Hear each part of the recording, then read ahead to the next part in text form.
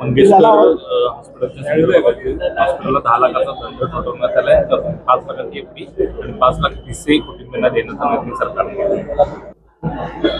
मंगेशकर हॉस्पिटलच्या बद्दलचा जो काही रिपोर्ट आला आणि त्या रिपोर्ट नंतर ज्या पद्धतीच्या कारवाई करण्याच्या सूचना शासनाने दिलेत त्यातलाच तो एक भाग आहे. त्यामुळे निश्चितपणानं जे एखादी गोष्ट चुकीची असेल तर त्याच्यावरती कारवाई करण्याबद्दल सरकार निर्णय घेत आहे. त्या पद्धतीने तो निर्णय घेतलेला आहे. आज करवीर तालुका आहे, काल धनगरवाड्यामध्ये वेळेत उपचार मिळाला नाही, रस्ता खराब आहे, वेळेत जाऊ शकले नाही महिला, तिचा मृत्यू झाल्याच्या काय एकूणच कोल्हापूर जिल्ह्यामध्ये मोठ्या प्रमाणात धनगरवाड्या आहेत, रस्ते नाही आहेत, आरोग्याची सुविधा पोहोचायला पाहिजे.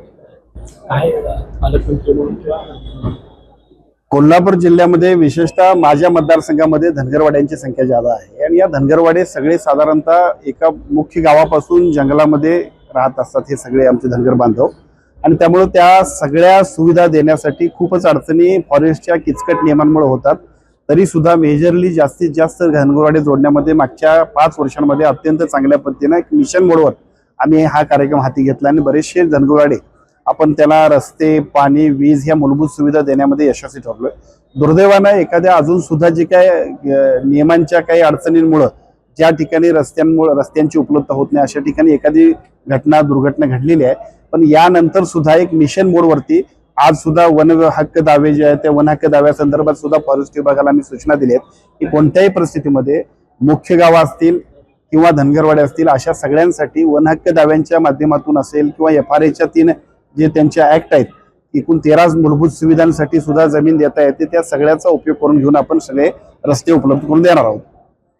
नाशिकमध्ये महेश्वरी काँग्रेसच्या 1.5 वर्षाचा जिल्हा रुग्णालयाचा एक अहवाल आला. त्याचा आरोप आहे की डॉक्टरांच्या हलगर्जीपणामुळे हा मृत्यू झाला. जिल्हा रुग्णालयाच्या चौकशी समितीचं कुठलाही नाव नाही. 2 गोष्टी महत्वाच्या आहेत या विषयामध्ये. एका बाजूला आपण जसं सांगताय असा प्रकार असेल तर त्यांनी तक्रार करावी.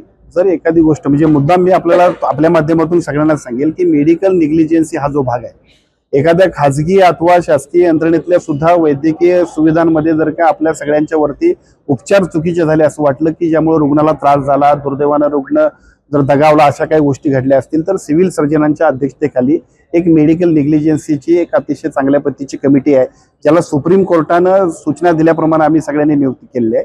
दर महिन्याला त्याची आढावा होतोय आणि अशा आढाव्यानंतर जर अशा पद्धतीच्या घटनांमध्ये एखाद्या डॉक्टरांनी जर चुकीच्या पद्धतीचं काम केलं असेल किंवा त्यांनी चुकीचं ऑपरेटिंग केल्यामुळे पेशंटला त्रास झाला असेल तर त्याच्याबद्दल कारवाई करण्याचे अधिकार त्या सिव्हिल सर्जनांच्या कमिटीला आहेत. माझी अशी विनंती आहे की याच नव्हे अशा कुठल्याही प्रकारामध्ये जर चुकीची गोष्ट होत असेल तर त्याच्याबद्दल सुद्धा आपण तक्रार करू शकतो. या महायुती सरकारनं जे शब्द दिले ते शब्द पूर्ण करण्यासाठी महायुती सरकारचे सर्व प्रमुख नेते आणि त्याचबरोबर आम्ही सगळेजण कटिबद्ध आहोत. एका बाजूला लाडक्या बहिणींच्यासाठी दिलेल्या सगळ्या एकूण अर्थकारणामुळे सुद्धा कळत नकळत थोडा सरकारच्या एकूणच बजेटवरती परिणाम झाला. आपण बघितलं असेल या वर्षीच्या बजेटमध्ये सुद्धा आम्हाला सगळ्यांना ज्या पद्धतीच्या आमच्या रस्त्यांसाठी इतर सुविधांसाठी निधीची आवश्यकता होती ती सुद्धा आम्हाला उपलब्ध होता आली नाही. परंतु परिस्थिती सुधारली आणि या सगळ्यानंतर शेतकऱ्यांना असेल, महिलांच्यासाठी असेल, तरुणांच्यासाठी असेल, ज्या ज्या योजना जाहीर केल्यात त्या सगळ्या योजनांसाठी सरकार अतिशय चांगल्या पद्धतीने काम करेल. यंदा उन्हाळा कडक ज्या पद्धतीनं महायुतीचं सरकार आलं आणि महायुतीचं सरकार आल्यानंतर राज्याचे मुख्यमंत्री आदरणीय देवेंद्रजी फडणवीस साहेब, आदरणीय एकनाथजी शिंदे साहेब आणि आदरणीय अजितदादा पवार साहेबांच्या नेतृत्वाखालच्या सरकारनं 100 दिवसांचा प्रोग्राम दिला होता. या 100 दिवसांमध्ये अत्यंत चांगल्या पद्धतीनं सर्वसामान्य नागरिकांच्या सगळ्या प्रश्नांना, अनेक रखडलेल्या अशा पद्धतीच्या प्रकल्पांना, नवनवीन अशा सगळ्या प्रशासकीय कल्पनांना अत्यंत चांगल्या पद्धतीने गतिमान करण्यासाठी मुख्यमंत्र्यांनी दिलेल्या सूचनेनंतर राज्यात जे काही काम चांगलं झालं त्या राज्यातल्या सगळ्या चांगल्या कामामध्ये कोल्हापूर अग्रभागी. कोल्हापूरचा प्रत्येक विभागातलं काम हे त्या सगळ्यांमध्ये अत्यंत उजवं ठरलेलं आहे. त्यासाठी साहजिकच राज्याच्या नेतृत्वानं सुद्धा कोल्हापुरातल्या प्रशासकीय यंत्रणेतल्या प्रत्येक टीमचं अभिनंदन केलेलं आहे. आज या जिल्ह्याचा पालकमंत्री म्हणून आम्ही आमच्या जिल्ह्याच्या सहपालकमंत्री सन्माननीय माधुरीताई मिसाळ, आमच्या जिल्ह्याचे प्रमुख नेते आदरणीय नामदार मुश्रीफ साहेब, आमदार साहेब, खासदार साहेब या सगळ्यांना बरोबर घेऊन मुख्यमंत्री प्रशासकीय गतिमानता अभियान 1 मे पासून आपण सुरू करतोय.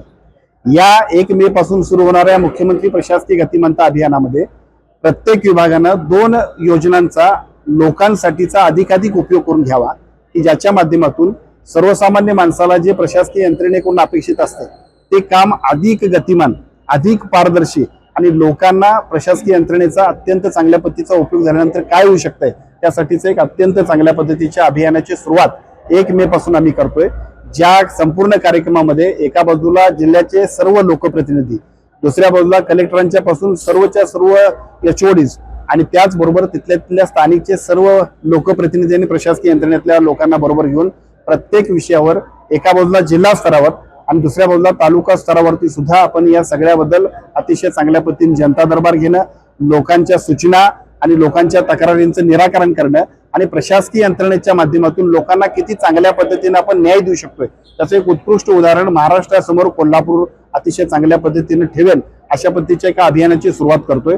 या सगळ्या अभियानाला एका बाजूला शासकीय यंत्रणा आणि दुसऱ्या बाजूला लोकप्रतिनिधींची खूप चांगल्या पद्धतीच्या सहकार्याच्या माध्यमातून हे अभियान यशस्वी करण्याबद्दलचा निर्णय आज जिल्हाधिकारी कार्यालयातल्या सर्व प्रशासकीय यंत्रणेतल्या अधिकाऱ्यांच्या बरोबरच्या बैठकीमध्ये घेण्यात आला.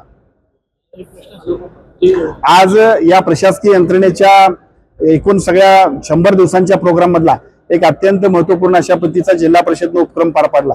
अनुकंपामध्ये ज्या लोकांना अधिक बरेच वर्ष वाट बघायला लागत होती, दुर्दैवानं कुटुंबातला कुटुंब प्रमुख जो नोकरीत आहे तो जर आपल्यातनं गमावला तर त्या कुटुंबाला नोकरीपासून वंचित आणि कुटुंबाचं संपूर्ण जो काही दुःखाचा डोंगर होता त्या सगळ्यांपासून या मुख्यमंत्री देवेंद्र फडणवीस साहेबांच्या कल्पनेतल्या 100 दिवसांच्या प्रोग्राम मध्ये टार्गेटेड जे काही काम दिलं होतं त्या टार्गेटेड कामामधलं एक अत्यंत महत्वाचं काम की ज्या कामामध्ये अनुकंपातल्या सगळ्या लोकांना 100% नोकऱ्या देण्याबद्दलचा निर्णय घेण्यात आला आणि आज त्याचं वाटप, त्या नोकरी पत्राचं, नियुक्ती पत्रांचं वाटप पालकमंत्री म्हणून मी असेल, कलेक्टर महोदय असतील, आमच्या सगळ्यांच्या हस्ते या 32 लोकांना जिल्ह्यामध्ये 100 दिवसांच्या मुख्यमंत्र्यांच्या कार्यक्रमाच्या अनुषंगानं अतिशय महत्वपूर्ण अशा पद्धतीचा एक सगळी नियुक्ती पत्र वाटप करण्याचा कार्यक्रम सुद्धा झाला.